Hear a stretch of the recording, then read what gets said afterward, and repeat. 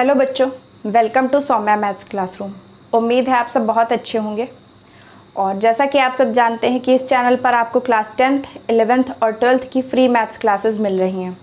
और उसके साथ परसों 5 सितंबर है, कल 5 सितंबर है और टीचर्स डे है। तो टीचर्स डे के दिन मैं आपके लिए एक स्पेशल इवेंट प्लान कर रही हूँ।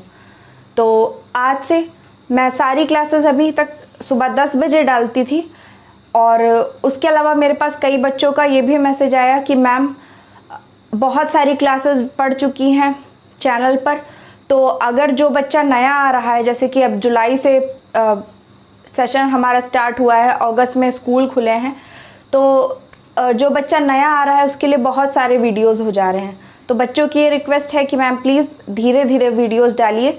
भले ही आप वीडियो की लेंथ को थोड़ा सा बड़ा कर दीजिए, लेकिन वीडियोस थोड़े से कम डालिए। तो मैं आपकी बात बिल्कुल मानूंगी। और उसके साथ में कुछ बच्चों की अदर सब्जेक्ट्स को लेकर के क्वेरी है, तो मैं आपको बता दूं कि अभी तो मेरे पास कोई टाइम नहीं है, लेकिन जो भी मदद मेरी हो सकती है आपके लिए मैं ज़रूर करने की कोशिश करूंगी। तो जैसा कि आप सब जानते हैं कि अब स्कूल खुल चुके हैं, तो इसलिए मैंने ये सोचा है कि अब मैं आपके सेशंस को 5 बजे शाम को डालूंगी, क्योंकि सुबह दिन भर लगभग आप लोग स्कूल में रहते होंगे। शायद 1 या 2 शिफ्ट में स्कूल चल रहे हैं, तो दोनों शिफ्ट की जब छुट्टी हो जाए उसके बाद आप आराम कर लें, खा पी लें, उसके बाद में 5 बजे आपको सेशंस मिलेंगे। ठीक है, तो हम अल्टरनेट हर सेशन करेंगे, जैसे एक दिन 10th की क्लास, एक दिन 11th की, एक दिन 12th की। तो इस तरह से हर हफ्ते आपको 2-2 क्लासेस हर क्लास की मिलेंगी, यानी क्लास 10th की 2 क्लासेस, 11th की 2 और 12th की भी 2। तो जितनी भी इंपॉर्टेंट चीज़ें हम उसे पूरा कवर करने की कोशिश करेंगे और बेस्ट मेथड से समझेंगे कि मैथ्स कैसे आसानी से सीखी जाती है। टेलीग्राम चैनल पर ज़रूर जुड़ जाइए, क्योंकि वहाँ पर मैं आपको सारी जानकारियाँ देती रहती हूँ। तो चलिए स्टार्ट करते हैं अपनी क्लास को। आज हम क्लास 11th की मैथ्स पढ़ रहे हैं और हमने कुछ चीज़ें सीख ली थी।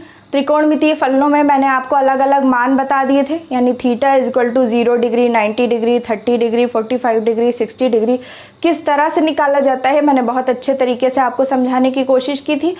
अगर आप उसे अच्छे से समझ लेते हैं तो आपको कभी भी वो मान रटने की ज़रूरत नहीं पड़ेगी। तो चलिए आज इसी तरह से बहुत अच्छे तरीके से ये सीखते हैं कि किसी त्रिकोणमितीय फलन का किसी स्पेसिफिक निर्देशांक यानी क्वाड्रेंट में क्या चिन्ह होता है, यानी क्या साइन होता है, कहाँ पर कौन चीज़ पॉजिटिव होती है, कहाँ पर कौन सी चीज़ नेगेटिव होती है। अब ये कैसे समझना है, चलिए स्टार्ट करते हैं क्लास को।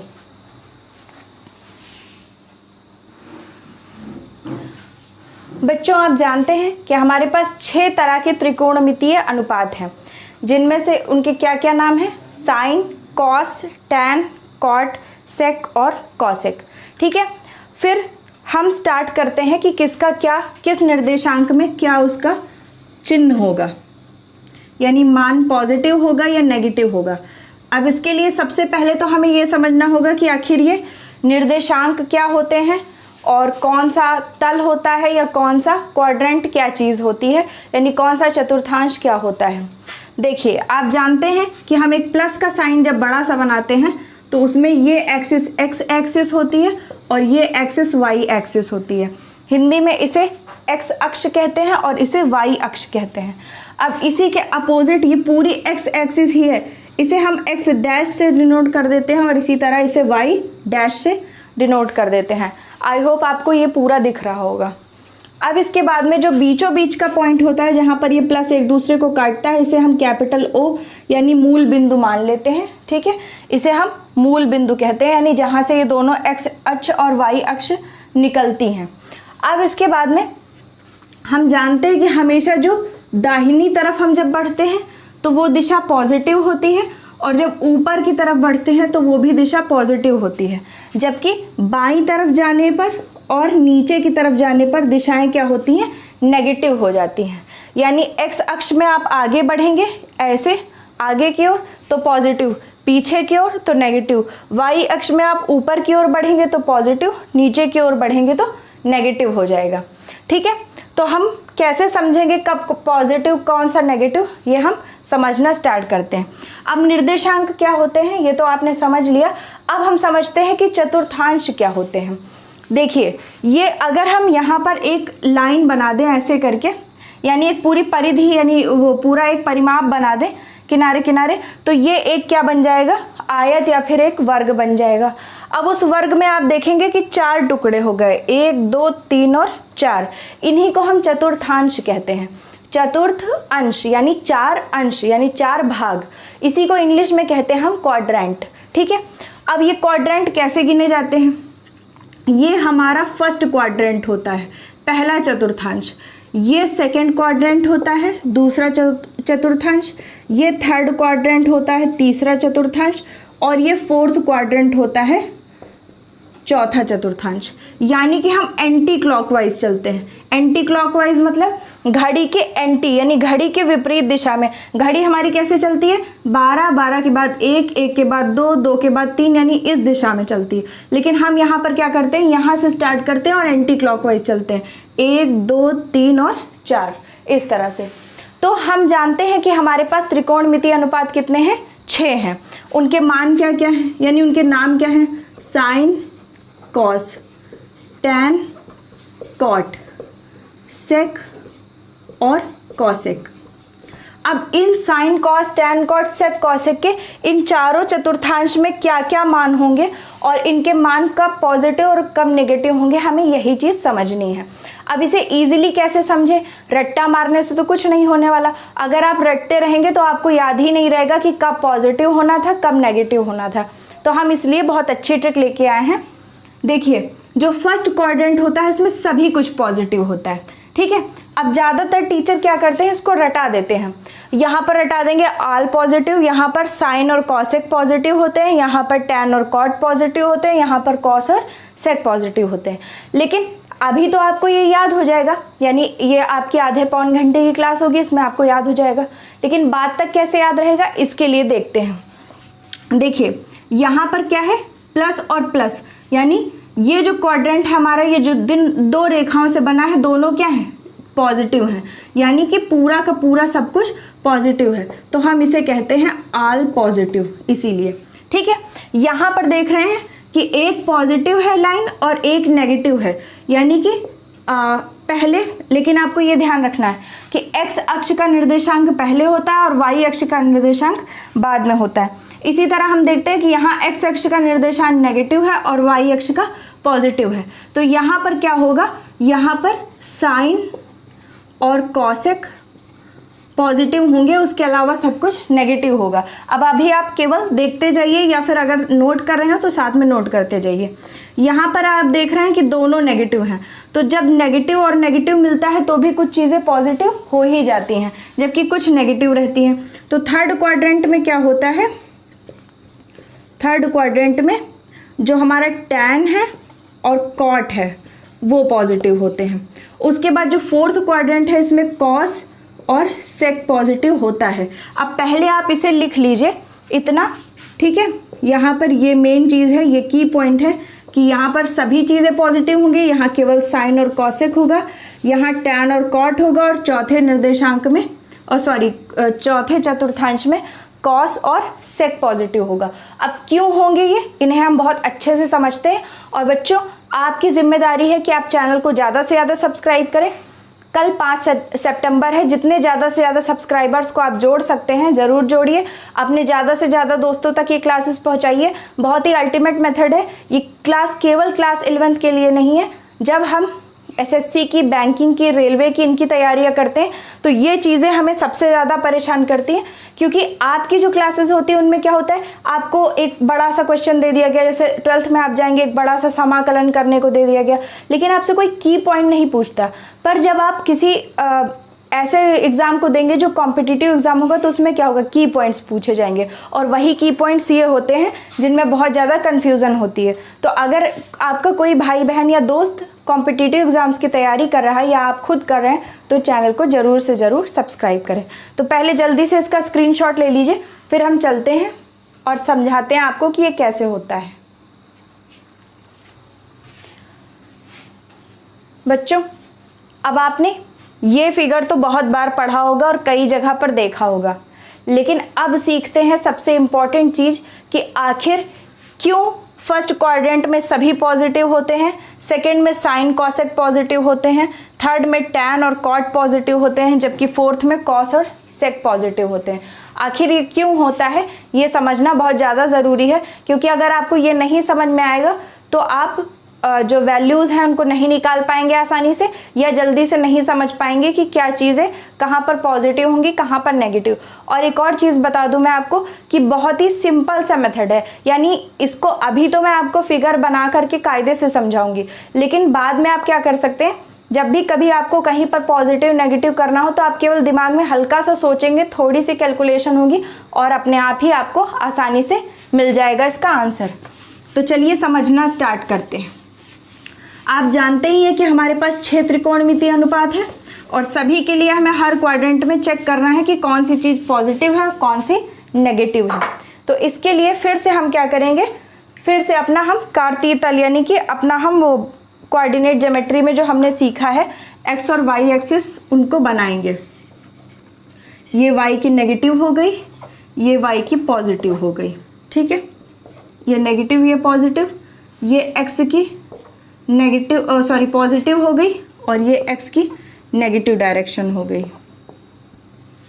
अब इसके बाद में हमें क्या करना है, हर तरफ ऐसे जोड़ देना है, यानी हर तरफ समझ लीजिए कि एक ट्रायंगल बना लेना है और ये एक पूरा चतुर्भुज बन गया। अब हमें वास्तव में इस चतुर्भुज का कोई काम नहीं है, हमें हर तरफ बने हुए ट्रायंगल का काम है।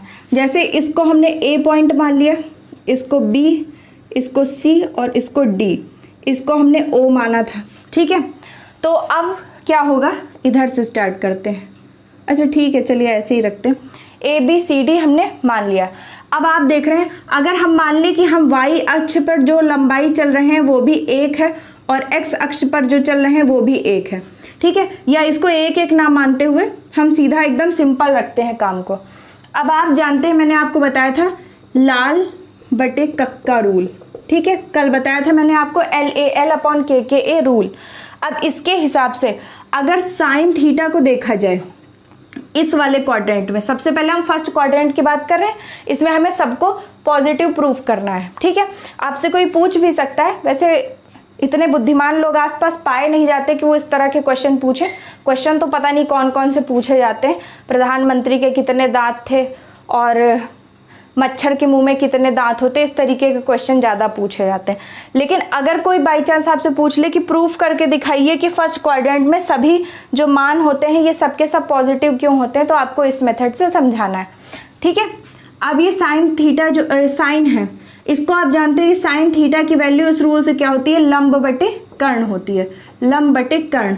अब हमें ये समझना है, देखिए जो हमारा लंब है, ये हमारा लंब है इस त्रिभुज के लिए, पर्टिकुलरली इस वाले त्रिभुज के लिए लंब क्या है, पॉजिटिव, कर्ण क्या है पॉजिटिव, लंब क्या है पॉजिटिव, आधार क्या है पॉजिटिव। और एक चीज याद रखिए कि कर्ण हमेशा पॉजिटिव ही होता है, ठीक है।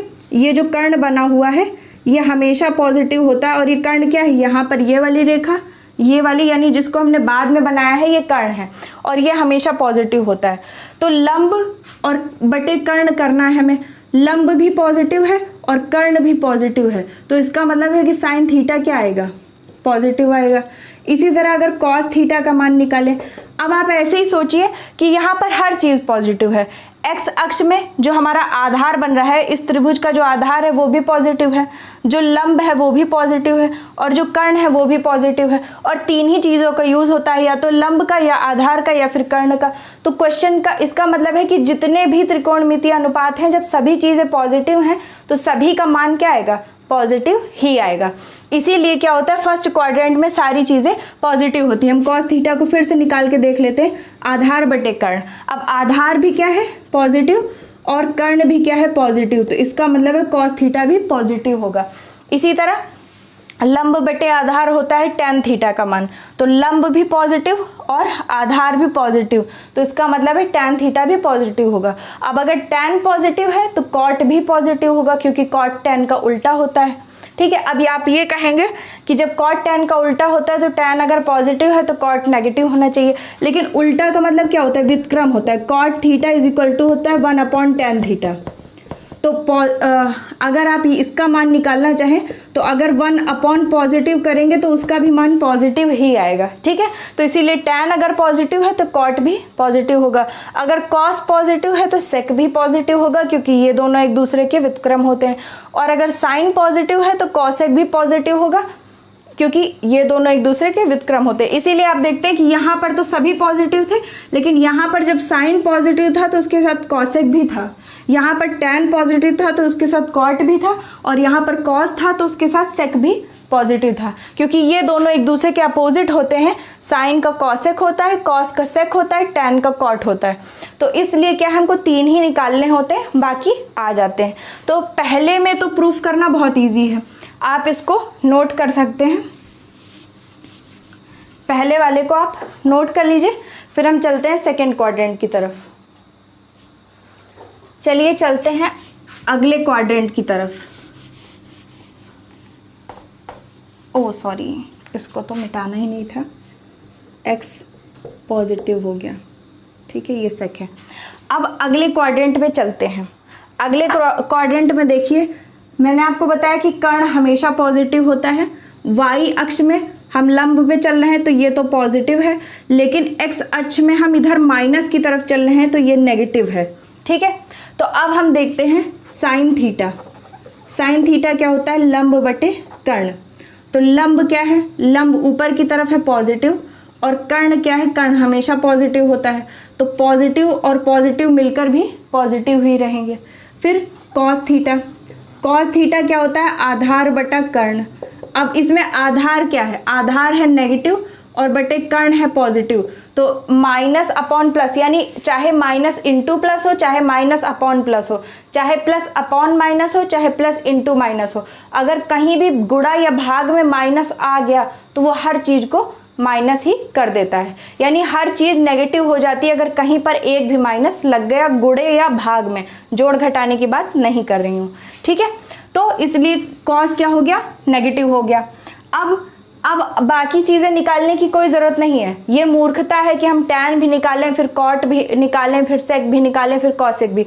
जब हमने साइन और कॉस की वैल्यू निकाल ली तो बाकी सब आराम से निकल जाएंगी, क्योंकि साइन पॉजिटिव है तो मैंने आपको बताया था कि कॉसेक भी पॉजिटिव होगा, तो इसीलिए हमने देखा था कि सेकेंड क्वाड्रेंट में केवल साइन और कॉसेक ही पॉजिटिव होते हैं। अब साइन पॉजिटिव हो गया तो कॉसेक पॉजिटिव, कॉस अगर नेगेटिव हो गया तो इसका मतलब सेक भी नेगेटिव होगा। ये आप जानते हैं कि कॉस और सेक एक दूसरे के व्युत्क्रम होते हैं।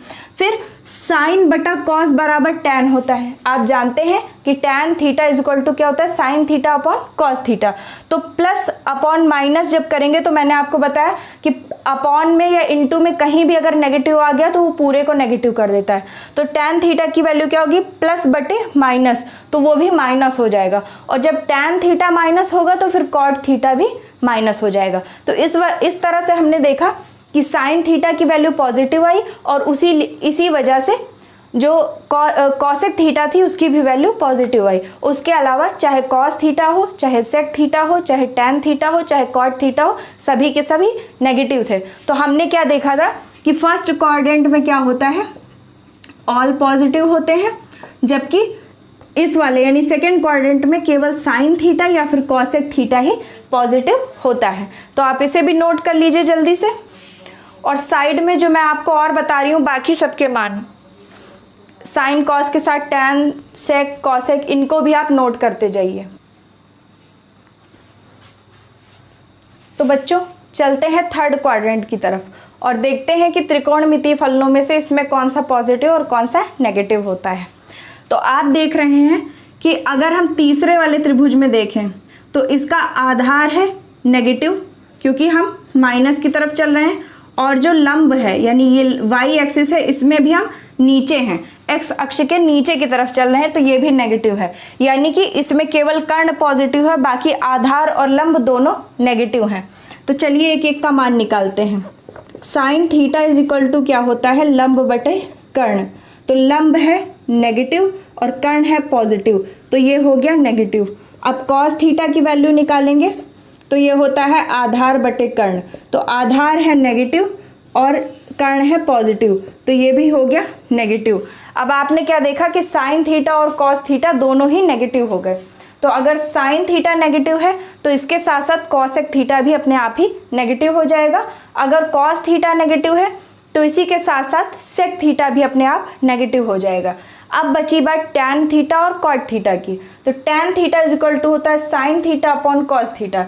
तो जब हम माइनस अपॉन माइनस करेंगे तो माइनस माइनस दोनों कैंसिल हो जाएंगे। मैंने आपको क्या बताया कि गुणे और भाग में अगर कहीं एक माइनस आ गया यानी ऑड संख्या में आ गए, 1 आ गया, 3 आ गया, 5 आ गए, तो क्या होंगे वो पूरी वैल्यू को माइनस बना देंगे। जबकि अगर 2 आ गए, 4 आ गए तो वो आपस में एक दूसरे से कट जाते हैं। अब जैसे कि इसमें क्या है, 2 माइनस है, ऊपर भी माइनस होगा, अपॉन में भी माइनस होगा, तो दोनों कैंसिल होकर पॉजिटिव हो जाएंगे और टैन थीटा की वैल्यू पॉजिटिव आ जाएगी।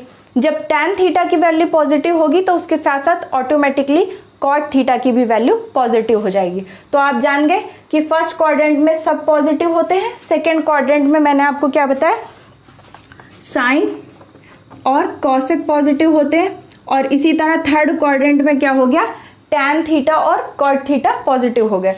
तो आप इसका स्क्रीनशॉट ले लीजिए या फिर इसे जल्दी से नोट कर लीजिए।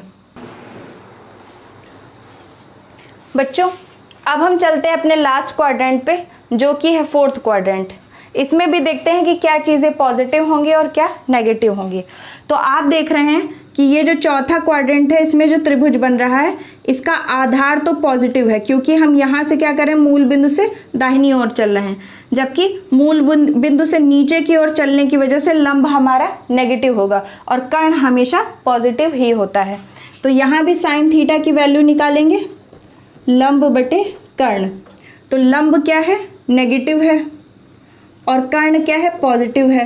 तो लंब बटे कर्ण की वैल्यू नेगेटिव आएगी, यानी साइन थीटा नेगेटिव हो गया। Cos theta is equals to होता है आधार बटे कर्ण।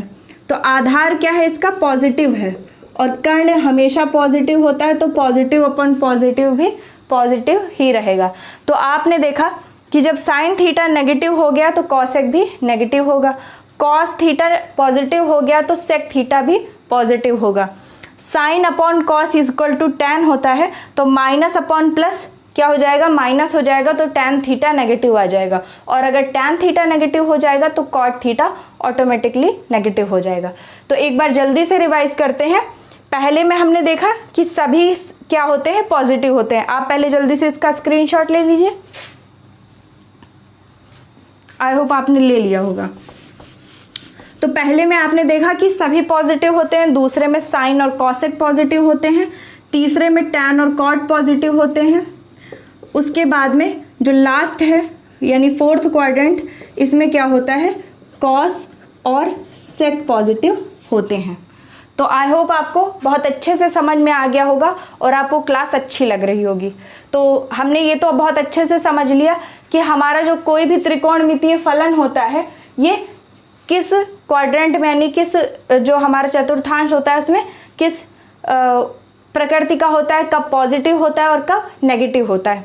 तो अब चलिए चलते हैं कि कहाँ से कहाँ तक किस चतुर्थांश में sine cos tan cot sec cosec के मान बढ़ते हैं या फिर घटते हैं। क्योंकि यहाँ पर चिन्हों की बात तो हो गई, अब बात इसकी आती है कि इनमें मान किसका बढ़ता है किसका घटता है। अब मान बढ़ेगा घटेगा कैसे, जैसे हम जानते हैं कि ये रेखा क्या है, एकदम सीधी है, तो यहाँ पर 0 डिग्री है, और जबकि ये क्या है 90 डिग्री है, यानी इससे क्या है एकदम लंबवत खड़ी है। तो यहाँ से यहाँ तक बहुत सारे एंगल होंगे, 1 2 3 4 ऐसे करके बहुत से एंगल होंगे, 89 तक एंगल होंगे, तब ये 90 आएगा।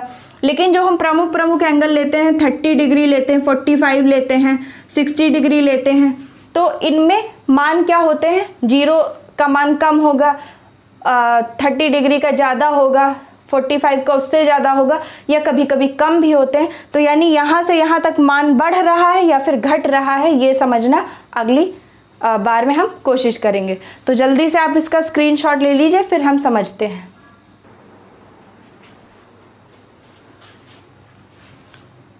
बच्चों अब हमें समझना है कि अलग अलग चतुर्थांशों में अलग अलग त्रिकोणमितीय अनुपातों के मान कब बढ़ते हैं और कब घटते हैं।